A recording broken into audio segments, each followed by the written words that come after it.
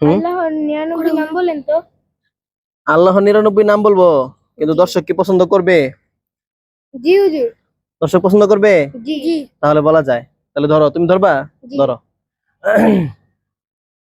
هو الله الذي لا إله إلا هو الرحمن الرحيم الملك القدوس السلام المؤمن المهيمن العزيز الجبار المتكبر الخالق البارئ المصور الغفار القهار الوهاب الرزاق الفتاح العليم القابض الباسط الخافض الرافع المعز المذل السميع البصير الحكم العدل اللطيف الخبير الحليم العظيم الغفور الشكور العلي الكبير الحفيظ المقيت الحسيب الجليل الكريم الرقيب المجيب الواسع الحكيم القوي المتين الولي الحميد المحسن المبدي المعيد المحيي المميت الحي القيوم الواجد الماجد الواحد الأحد الصمد القادر المقتدر المقدم المؤخر الأول الآخر الظاهر الباطن الوالي المتعالي البر التواب المنتقم العفو الرؤوف مالك الملك ذو الجلال والإكرام المقسط الجامع الغني المغني المانع الضار النافع النور الهادي البديع الباقي الوارث الرشيد الصبور শেষ হইছে? পুরো 99টা নাম বলছি না? জি জি। হয়েছে। আল্লাহ কালকে যে আমি খারাপ কাজটা করছি, আল্লাহ মামা মাফ করো, তবা তবা তবা। এই কি তওবা তওবা তওবা, আল্লাহ মাফ করুক। হ্যাঁ, তওবা এমনি করে? এই বেটা, এই চাপো, জায়গা দাও। তওবা এমনি করে? তওবা কেমনে করে দেখো, শোনো। এমনি খালি গাল থাপড়াইলেই তওবা হয় না। তাহলে কি হবে? তওবা আল্লাহর কাছ থেকে যদি মাফ পাইতে চাও কোনো অন্যায়ের, কোনো পাপের, তাহলে তওবা নাসুহা করতে হয়। আর সেই তওবা নাসুহা হয় 4টা জিনিসের সমন্বয়। কয়টা জিনিসের? চারটা চারটা। জিনিসের। প্রথমত হচ্ছে যেই অন্যায়টা বা যে পাপটা তুমি করছো, হ্যাঁ, এটার জন্য তোমার নিজের ভিতরে অনুশোচনা আসতে হবে। হায় রে, আমি খারাপ কাজ করছি, এরকম একটা অনুশোচনা আসতে হবে। 2 নাম্বার, ওই পাপটাকে তোমার চিরতরে ঘৃণা করতে হবে। কি করতে হবে? ঘৃণা করতে হবে পাপটাকে। 3 নাম্বার, আর কোনোদিন এই পাপটা তুমি করবা না, এরকম একটা ওয়াদাবদ্ধ হতে হবে। 4 নাম্বার, আল্লাহ তাআলার কাছে মাফ চাইতে হবে কান্না করে। এই 4টা জিনিস তুমি যদি আল্লাহর সামনে নিয়ে যাইতে পারো, তাহলে তুমি গুনাহ থেকে মাফ পাইতে পারো। আসসালামু আলাইকুম ওয়া রাহমাতুল্লাহি ওয়া বারাকাতুহু। ইন্নাল হামদুলিল্লাহ ওয়াস সালাতু ওয়াস সালামু আলা রাসূলিল্লাহ, আম্মা বা'দ। প্রিয় দর্শক শ্রোতা, রাসূলুল্লাহ সাল্লাল্লাহু আলাইহি ওয়াসাল্লামের একটি গুরুত্বপূর্ণ হাদিস নিয়ে আপনাদের সামনে হাজির হয়েছি। সেই হাদিসটার মধ্যে রাসূলুল্লাহ সাল্লাল্লাহু আলাইহি ওয়াসাল্লাম আপনাকে, আমাকে, অর্থাৎ পুরো মুসলিম বিশ্বের সকলকেই জান্নাতে নিয়ে যাওয়ার ব্যাপারে একটি অফার করেছেন। সেই অফারটা কি আজকে আমরা এই ভিডিওর মাধ্যমে জানবো ইনশাআল্লাহ তাআলা। তো চলুন কথা না বাড়িয়ে আমরা আমাদের হাদিসটা শুনে নেই। রাসূলুল্লাহ সাল্লাল্লাহু আলাইহি ওয়াসাল্লাম বলেছেন, মাই ইয়াজমান লি মা বাইনা লিহইয়াইহি ওয়া মা বাইনা রিজলাইহি আজমান লাহুল জান্নাহ।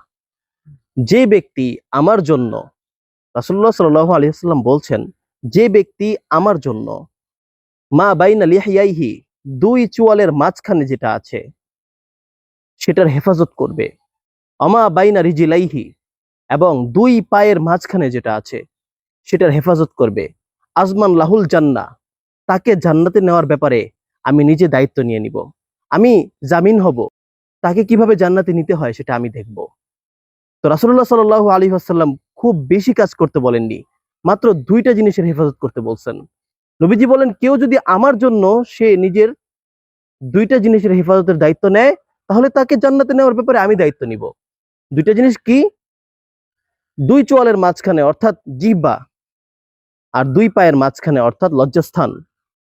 কিন্তু আফসোস, এই জিহ্বার মাধ্যমে আমরা অহরহ পাপ করে থাকি, অসংখ্য গুনাহ করে থাকি।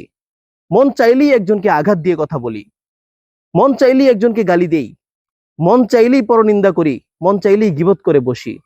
অথচ এই জিহ্বার আঘাত যে ছুরির আঘাতের চাইতেও অনেক বেশি ক্ষত করে, অনেক বেশি আঘাত করে, এটা আমরা আঘাত করার সময় সামান্য চিন্তা করি না। এই জন্য রাসূল বলেছেন এটার হেফাজত করতে হবে। এটার হেফাজতের দায়িত্ব যে নিতে পারবে। তারপরে দ্বিতীয় যেটা, সেটা হচ্ছে 2 পায়ের মাঝখানে অর্থাৎ লজ্জাস্থান, লজ্জাস্থানের হেফাজত যে করতে পারবে। আজকে আমাদের সমাজে এই লজ্জাস্থানকে কেন্দ্র করে অসংখ্য অগণিত পাপাচার ছড়িয়ে গেছে। প্রাপ্তবয়স্ক সন্তানদেরকে বাবা মা বিয়ে দিতে দেরি করছে, যার জন্য তারা ক্ষুধার্ত অবস্থায়, একটা মানুষ ক্ষুধা পেটে থাকলে তাহলে সে হালাল হারাম মেনটেন করবে না, সে খাবার খুঁজবে। ঠিক তেমনই হয়ে গেছে, যুবক যুবতী মেয়েদেরকে, ছেলেদেরকে বাবা মা বিয়ে না দিয়ে তাদেরকে নিজের পায়ে দাঁড়ানোর জন্য তাদের বয়স শুধু বাড়িয়ে দিচ্ছে। এক পর্যায়ে তারা পাপে জর্জরিত হয়ে গুনাহের সাগরে হাবুডুবু খেতে থাকে। তাহলে এই সন্তানদের পাপের দায়িত্ব কে নিবে? অবশ্যই বাবা মাকেও এর ভাগ নিতে হবে। তো রাসূল সাল্লাল্লাহু আলাইহি সাল্লাম বলেছেন দুইটা জিনিসের দায়িত্ব, একটা হচ্ছে জিহ্বা আর দ্বিতীয়টা হচ্ছে লজ্জাস্থান। এই দুইটা জিনিসের দায়িত্ব আমার জন্য যে দায়িত্বটা নিতে পারবে তার জান্নাতে যাওয়ার দায়িত্বটা আমি নবী নিব। তো প্রিয় দর্শক, হাদিসটা অত্যন্ত চমৎকার একটা হাদিস। আমল করতে পারলে আপনি আমি অনেক দামি হয়ে যাব। আমরা অবশ্যই আমল করার চেষ্টা করব এবং আমাদের পার্শ্ববর্তী যারা থাকে তাদেরকেও এই ব্যাপারে আমল করতে উৎসাহিত করব। আল্লাহ তাআলা আমাদেরকে এই হাদিসের উপর আমল করার তৌফিক দান করুন।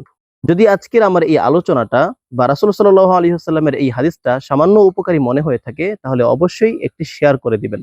আসসালামু আলাইকুম ওয়া রাহমাতুল্লাহি ওয়া বারাকাতুহু।